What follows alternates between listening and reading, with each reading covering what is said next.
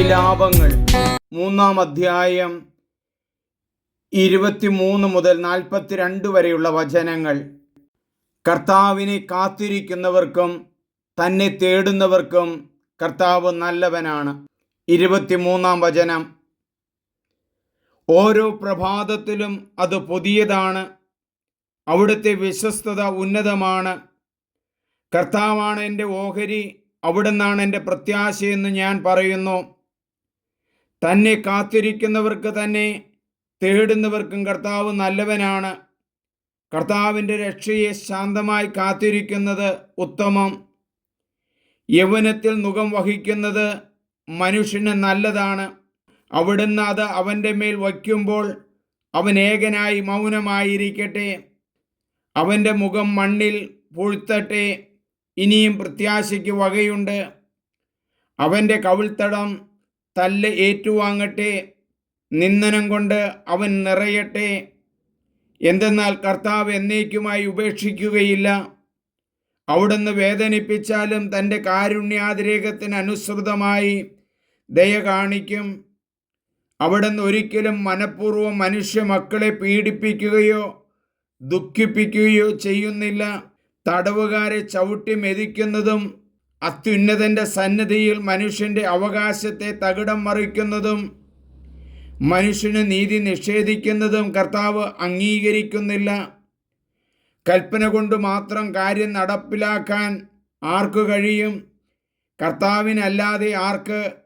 അത്യുന്നതൻ്റെ അധരത്തിൽ നിന്നല്ലേ നന്മയും തിന്മയും വരുന്നത്? മനുഷ്യൻ വെറും മർത്യൻ.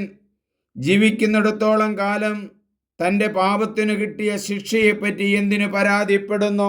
നമുക്ക് നമ്മുടെ വഴികൾ സൂക്ഷ്മമായി പരിശോധിക്കുകയും കർത്താവിലേക്ക് തിരിയുകയും ചെയ്യാം. നമുക്ക് നമ്മുടെ ഹൃദയവും കരങ്ങളും സ്വർഗസ്ഥനായ ദൈവത്തെങ്കിലേക്ക് ഉയർത്താം. ഞങ്ങൾ പാപം ചെയ്തു, ധിക്കാരം കാണിച്ചു, അവിടുന്ന് മാപ്പ് നൽകിയില്ല. അവിടുന്ന് കോപം പൂണ്ട് ഞങ്ങളെ പിന്തുടർന്നു, ഞങ്ങളെ നിഷ്കരണം വധിച്ചു.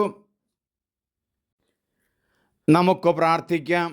വിലാപത്തിൻ്റെ പുസ്തകത്തിൽ 3-ാം അധ്യായം 23 മുതൽ 42 വരെയുള്ള വചനങ്ങളിൽ പ്രത്യാശയുടെ വചനങ്ങളാണല്ലോ ഞങ്ങൾക്ക് തരുന്നത്. ഒരിക്കലും അസ്തമിക്കാത്ത ദൈവത്തിൻ്റെ സ്നേഹം നിറഞ്ഞു തുളുമ്പുന്നത് കഠിന പീഡനങ്ങളിലൂടെ കടന്നുപോയ വിലാപ ഗ്രന്ഥകർത്താവ് തന്നെ വെളിപ്പെടുത്തുന്നു. തന്നെ കാത്തിരിക്കുന്നവർക്കും തന്നെ തേടുന്നവർക്കും കർത്താവ് നല്ലവനാണ്. ദൈവം നമ്മുടെ ജീവിതത്തിലേക്ക് കടന്നു വരും. ദൈവം നമ്മുടെ ജീവിതത്തിൽ ഇടപെടുമെന്നുള്ള ഉറച്ച വിശ്വാസത്തോടെ പ്രത്യാശയോടെ കാത്തിരിക്കണമെന്നാണല്ലോ പറയുന്നത്. യൗവനത്തിൽ ഏൽക്കുന്ന പീഡനങ്ങളും ബുദ്ധിമുട്ടുകളും നുകം വഹിക്കുന്നത് മനുഷ്യന് നല്ലതാണെന്ന് പറഞ്ഞുകൊണ്ടാണല്ലോ. കഷ്ടപ്പെടുവാനും ദുഃഖങ്ങളുണ്ടാകുമ്പോൾ ദൈവത്തിൽ ആശ്രയിക്കാനും ഞങ്ങൾക്ക് ശക്തി നൽകണമേ.